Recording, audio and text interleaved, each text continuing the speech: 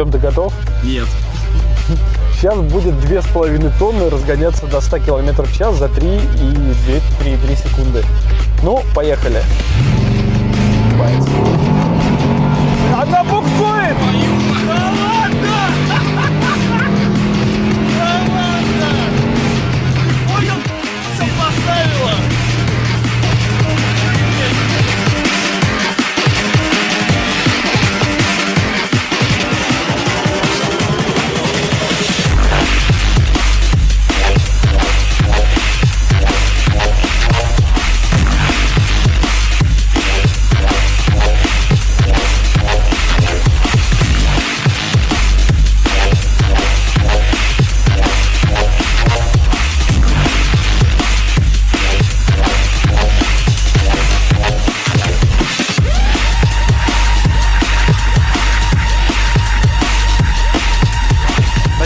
Этот автомобиль, в принципе, представляет самые быстрые джипы на четверть мили.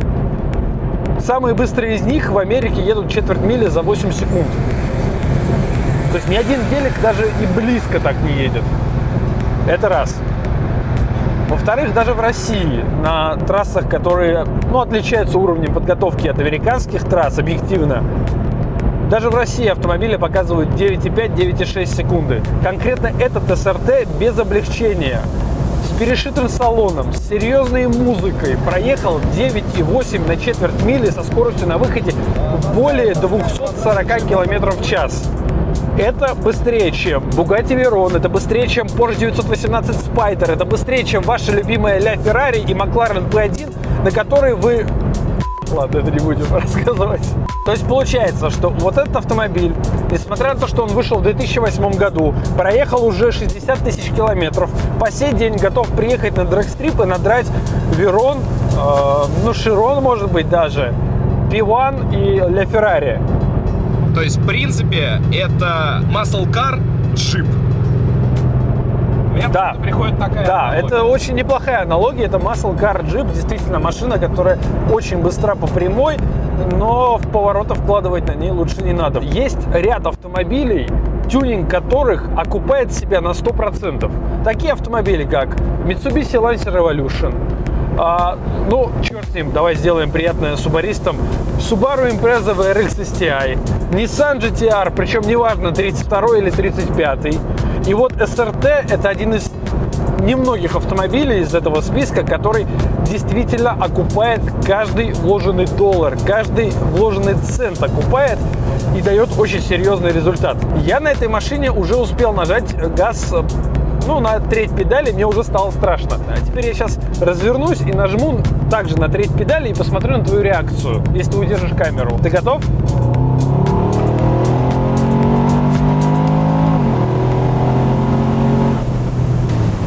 Как дела, братан? Достойно. Очень достойно. И это городская программа с давлением наддува всего лишь, Паш, 0,9, да, ты говорил? 0,8-0,9 бар. В данной версии стоит коробка передач, идентичная той, которая стояла в 55-м гелике. Пятиступенчатый автомат. И знаешь, в чем фишка этого пятиступенчатого автомата? Во-первых, он древний, он не очень быстрый, он не позволяет экономить топливо, но он переваривает в усиленном виде 2000 ньютон-метров крутящего момента. 2000! За счет этого автомата пятиступенчатого у него был просто фантастический прыжок с места. И гораздо более мощные автомобили типа BMW M5, Mercedes E63 AMG, Mercedes ML 6.3 AMG, Cayenne Turbo и прочие звезды того времени, они с места отставали от этой машины, потому что у нее был сумасшедший прыжок. Да, после 150 км в час машина будто бы выкидывала якорь. Она переставала ускоряться, поскольку, опять же, эта пятиступенчатая коробка передач начинала работать против нее. Что касается двигателя, 6,1 литра с завода, V8 Hemi, классическая американская мощность. Паша немало проэкспериментировал с этими двигателями. несколько из них даже уложил. И потом путем тех самых экспериментов и опытов пришел к выводу, что нет смысла тратить 300-400 тысяч на покупку нового двигателя SRT 6,1 литра. Гораздо проще взять двигатель V8 5,7 литра, который ставился на обычные версии Grand Cherokee, который имеет даже более толстые стенки цилиндров, и дорабатывать именно его. Как он и сделал конкретно этой версии SRT. Что было сделано? Был установлен строкер-кит, который увеличил объем двигателя до 6,4 литра. Он включал в себя кованые поршни, кованые шатуны, усиленный коленвал и даже гильзовку блока. Были установлены две турбины Garrett GTX 35. И теперь, что касается показателей. На давлении 0,9 бар на 98-м бензине, вот именно в том режиме, в котором мы сейчас передвигаемся, автомобиль показывает 1000 лошадиных сил. В гоночном режиме машина на стенде показала 2000 ньютон-метров крутящего момента. Этого крутящего момента достаточно, чтобы тащить за собой 5 фур, загруженных цементом, например. Но вместо этого этот крутящий момент тащит один автомобиль массой 2,5 тонны, его крутого владельца и сабвуфер, который лежит в багажнике. Мы тестировали уже турбовый SRT, да, и очень-очень много людей меня попросили протестировать именно VK1, который считается самый true и самый настоящий, и самый злой SRT. И теперь я понимаю, почему они этого просили. Да, кстати, разница. Вот разница в том, что этот автомобиль гораздо более злой, гораздо более жестко передает все эмоции от разгона. По части эмоций этот автомобиль гораздо веселее. Ребят, у меня утка на капоте, давайте меня пропустим. Привет! То есть ни на анлиме, ни на четверть мили, нигде, ни один джип даже не приблизился к результатам, которые достигаются на SRT. Даже не приблизился. X5M, ML6.3 AMG и так далее, и так далее, и так далее. Вся эта немецкая попса, назовем это вот так. Bentley Bentayga и все такое. Представь гольф-клуб. Это вот такие слащавые ребятки, которые довольно много зарабатывают, у них дорогие поло. А теперь представь такого, знаешь, простого деревенского паренька, который всю жизнь жил на свежем воздухе, таскал дрова, у него прям в ДНК сила и здоровье.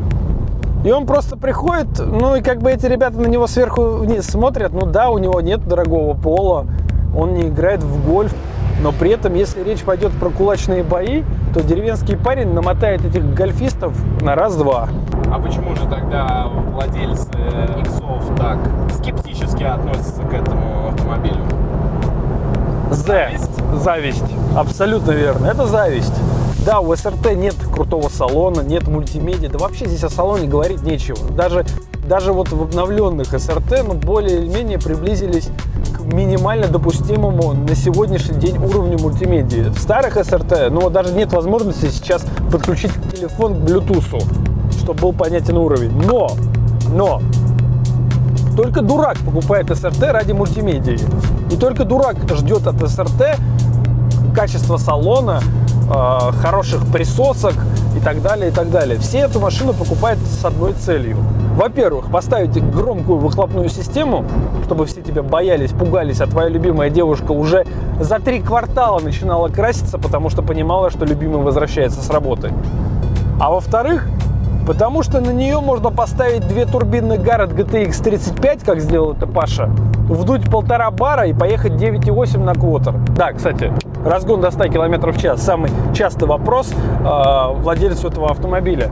В боевом режиме, на хороших шинах, на прогретой трассе он едет 0-100 за 2,5 секунды. Гелик 1000-сильный, который мы с тобой тестировали, да, он едет до 100 км в час за 4 секунды. И это типа круто. Идем, я устал разговаривать.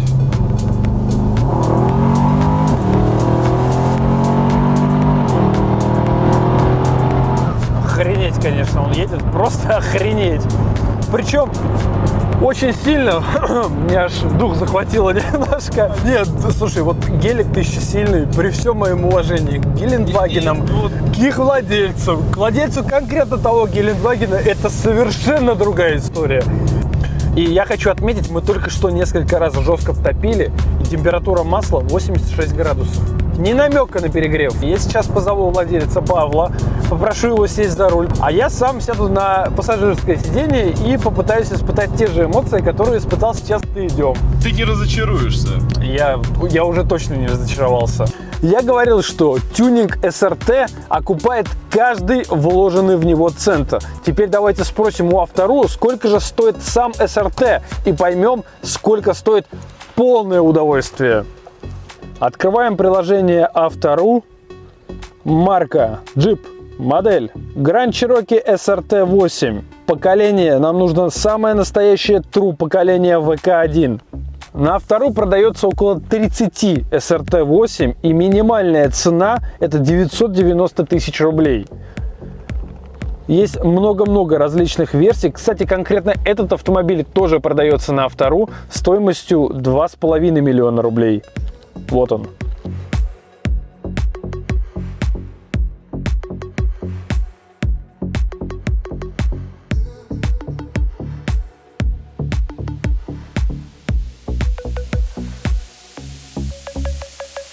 Давай ты нажмешь, я хочу почувствовать это пассажиру. Нормально, оно шпилит, конечно. Чувствуется ускорение очень явно. Паш, я вот о чем хотел с тобой поговорить. А какие у тебя были конфигурации до этого? То есть какие моторы по объему и какие турбины? Моторы были, в принципе, всегда одни и те же. Строкерные 6.1 до 7 литров. Турбина первый конфиг был на 42-м GTX. Сингл турбо. Сингл турбо, да. Я считаю, это самый лучший идеальный конфиг для города на каждый день. Самый неломучий, самый надежный, тысячесильный вообще вариант на этой машине. Кстати, о тормозах. Что у тебя за тормоза? У тебя здесь У нестандартные, меня я видел. поршневые, да, черные брэмбы стоят спереди, сзади 4 поршня. Это тормоза аналогичные на Audi R6 C6, да, поколение, Да, правильно сказать? да. Оттуда. Но тормозит она достойно. Благодаря им она, по крайней мере, тормозит. А вот вопрос. Вот у тебя есть СРТ стоковый. Да. Вот сколько будет стоить построить конфиг на 42-м гараде со всеми усилениями, вот прям под ключ, чтобы у тебя был готовый автомобиль на каждый день, чтобы он там хорошо Знаешь, ехал? сейчас тяжело сказать, курс скаканул, но с учетом даже нынешнего курса, я думаю, до ляма уложиться можно запросто, у тебя будет тысячесильная машина. То есть 1 000 000 рублей? Да, потому что я сейчас буду ненавидеть владельца BMW, но усилить коробку, чтобы она держала 2000 ньютонов, стоит на этой машине 200 тысяч рублей, 200-250 тысяч рублей. Я владелец BMW, и черт подери, я тебя ненавижу. Для усиления коробки передач Nissan GT-R, чтобы она переваривала 1700-1800 ньютон-метров крутящего момента, нужно вложить около 1,5–2 миллионов рублей. Паш, а что по надежности? Вот такой конфиг, как у тебя, вот насколько реально на нем передвигаться каждый день? Да, я понял уже, что коробка... Я на этой машине в свое время ездил год, круглый год, не парить. Был сингл турбо, мощность была городская разная, потому что я сделал вообще 3 прошивки. У меня был экспериментальный, ни у кого не было такой прошивки, 92-й бензин. На 92-м бензине у меня было 740 лошадей. На 92-м бензине? Да, я ехал на 42-м GTX, 92-м бензине, на 740 лошадях, квотер был 11,3, 11,4. Что очень быстро для джипа. Это очень быстро, при том, что 92-й бензин. И я выходил из 4 секунд до сотни. А давай я вот расскажу про Воронеж. Паша сел на этот СРТ, своим ходом доехал до Воронежа, в жару плюс 37 градусов. Это было в Рязани. А, это в Рязани. Это в Рязани было. В Рязани, да. Плюс, ну ты тоже своим ходом доехал. Само собой. До Рязани своим ходом, в жару плюс 37 градусов, штамповал 9,8 секунды и также своим ходом вернулся в Москву. Да чтобы у меня такой корч был. Да. Паш, а могу я тебя попросить, вот мы как раз вот развернулись и один раз с места дать? Попробуй с места дать? Да. Сейчас попробуем. Да.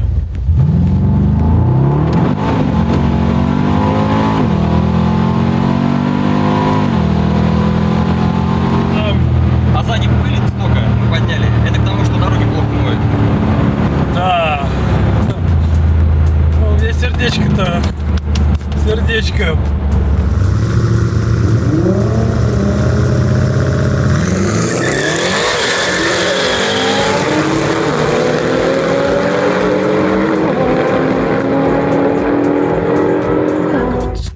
Будет стоить построить автомобиль, как у тебя, чтобы ехать из 10 секунд, но при этом была возможность передвигаться по городу. Знаешь, я не думаю, что это будет принципиально дороже. Что пусть это даже будет 2 миллиона рублей, найдите мне аналог. купите тачку за лям стоковую, ну, за лям 200 ушатанную, да, все равно вы ее будете заново собирать.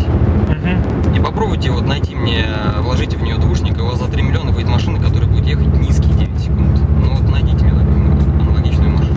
Реально за 3-3,5 миллиона рублей можно получить лютую СРТ. Реально лютую СРТ. На сингле, на твине, неважно. Тут уже как бы кто что хочет получить от машины. Притом эта тачка будет реально комфортна на каждый день. Да, будет дергаться коробка, но она усиленная. Да, будет звенеть сзади блокировка ЛСД в заднем мосту. Да, но не хотите буксовать, надо жертвовать какими-то там комфортными. Слушай, ты знаешь, это меньшее зло, когда у тебя машина, которая едет 2,5 до 100 и из 10 Зато секунд у вас нет вот такой проблемы, как владелец BMW, что его не плавается. Не сыпь нам соль на рану. Поэтому, так как это американская машина, здесь кондовая, все такое сделано на совесть. Но именно, правда, речь про кирпич. ВК-2 в рестайлинге все же пока еще машина слабовата. То есть это именно настоящий True SRT. True SRT это все-таки вот этот SRT. Паш, спасибо тебе большое. Да нет, что? Вот. И с твоего позволения я еще кружочек прокачусь. Да не вопрос.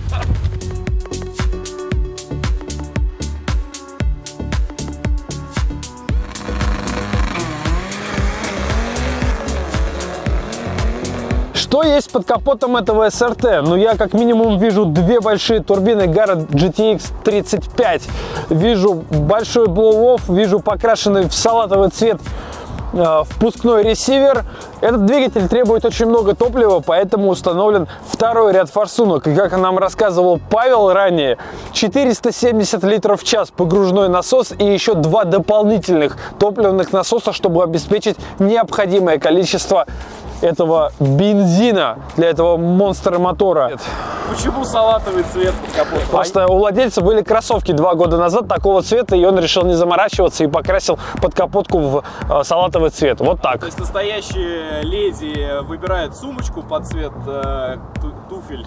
А настоящие true рейсеры на SRT выбирают цвет впускного ресивера под цвет своих кроссовок. Да, такая тема есть. Ну и, разумеется, мы видим знаменитую уточку на капоте, которая курит сигару. Да? Сигару?